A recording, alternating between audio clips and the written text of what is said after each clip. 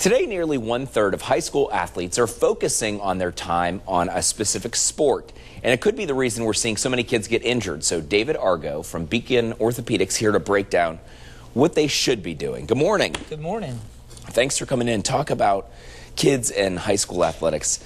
I think for a long time they thought you would have to be really proficient at one.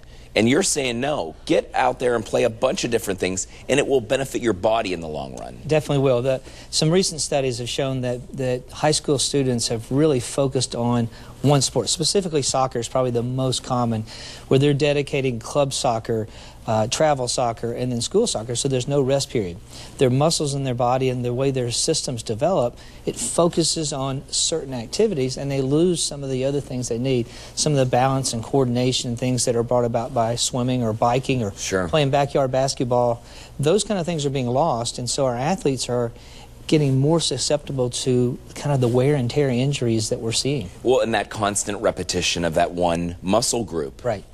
Talk about trying to diversify in such a competitive arena now. Yeah, see, I have parents all the time tell me, well, if they're not doing soccer, then someone else is going to get better than them. And what we've actually found out is that by developing other muscles, take soccer. We talk about that the most because that's the one that is most likely to be a year-round.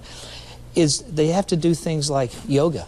Yeah. Something that stretches and uses other muscles. Weightlifting. You think of a soccer player, you don't think of a bench presser, right? Yeah. But those kind of activities also increase your ability to respond to injuries faster, to maybe recover from an injury or prevent an injury because you're doing things that aren't specific to a muscle group that you've already fatigued. But I have to imagine rest is also a key component.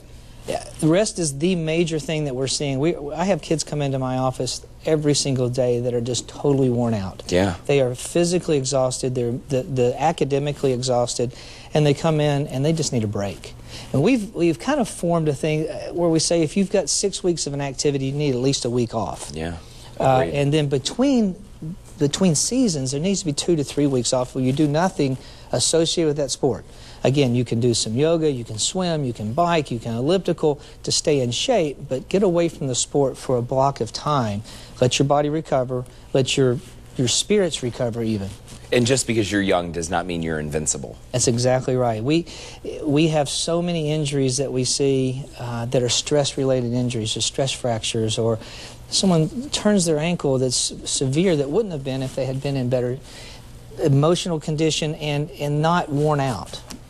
So if you do suspect that something is going above and beyond, do what?